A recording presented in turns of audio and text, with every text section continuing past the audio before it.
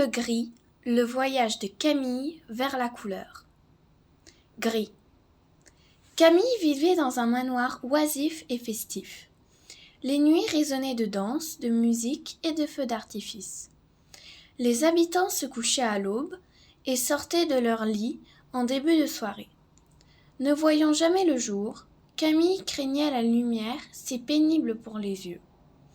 Au milieu de ces fêtes, Camille s'ennuyait à mourir. Trop de bruit pour parler ou se faire des amis. Trop de noir pour arpenter les jardins et les forêts. Elle voulait une vie plus calme, apprendre les couleurs, discuter avec les gens, entendre les oiseaux et voir autre chose que ce manoir tout gris. Irène. On gratta sur le parquet. « Aïe !» dit une petite voix. « Qui est là ?» Camille se dressa sur son lit. « C'est moi, Irène !» répondit une mignonne petite souris aux poils de velours. « Je me suis pris les pattes dans ton tapis. Il fait tout noir ici. Tu n'auras pas quelque chose à manger ?» Camille attrapa un paquet de biscuits restés sur son bureau et elles se mirent à discuter en grignotant. Camille expliqua à Irène combien elle aurait voulu partir sans vraiment oser. Justement, Irène ne connaissait rien d'autre que son champ, enneigé ou grillé. Elle proposa donc de l'accompagner. Le départ. Prépare des provisions pendant que je vais voir ma grand-mère. Elle habite dans un buisson magique et on dit qu'il aide les voyageurs, s'enthousiasma Irène. 1 heure plus tard, Camille avait emballé dans un baluchon du pain, du fromage, une torche et de l'eau. Elle ajouta les 3 branches de rameaux rapportées par Irène de sa visite au buisson magique. Elles étaient prêtes.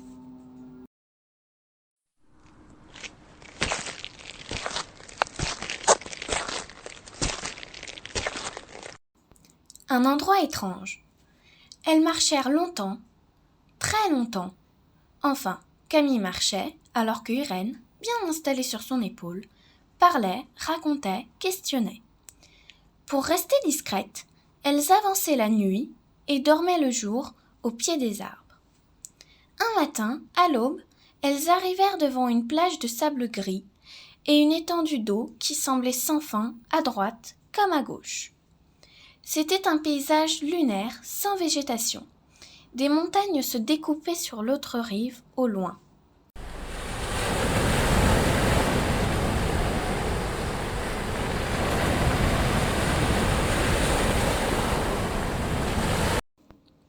Le navire. « Que faire ? Il nous faudrait un bateau !» s'exclama Camille. Irène tira du sac un des rameaux. Pour que la formule marche, tout devait rimer. « Rameau, petit rameau, toi qui es si beau, fais-nous traverser les eaux à bord d'un bateau. » Devant elle sortit un vieux galion si grand qu'il aurait pu servir de pont. « Mais qu'est-ce que c'est que ce monstre ?» dit Camille. « Comment veux-tu que nous manœuvrions un tel navire ?»« Eh bien, le seul bateau que je connaisse est une maquette en bouteille dans votre manoir. » En riant, Camille grimpa sur le galion, détacha une chaloupe, et elles partirent à la rame de l'autre côté.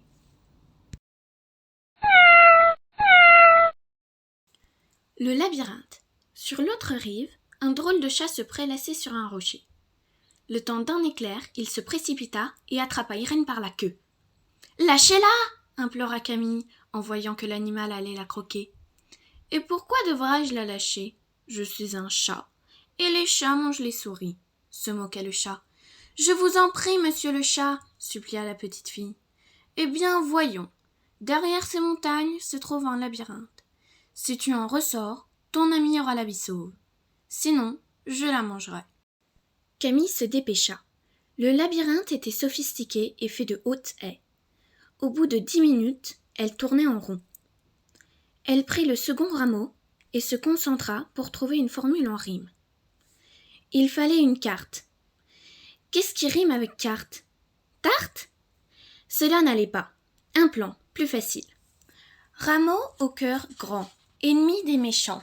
Donne-moi le plan. Une carte apparut sur le sol et Camille trouva bien vite la sortie. Elle arriva juste à temps pour que le chat se passe du déjeuner. Ouf! L'épée. Les deux amies reprirent leur chemin, encore tremblantes. Elles avancèrent quelques heures, puis se rendirent compte que la route s'arrêtait coupée par un mur de ronces.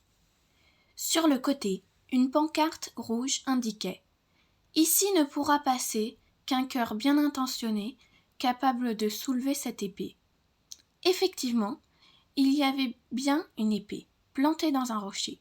« Oh là là, bougonna Camille, après Alice, nous voilà chez Arthur. » Elle prit le dernier rameau et récita.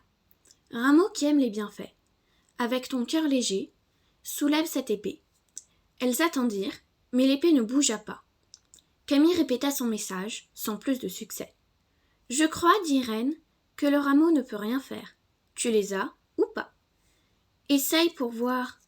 Camille s'empara de la poignée de l'épée, et, à sa grande surprise, l'épée ne résista pas.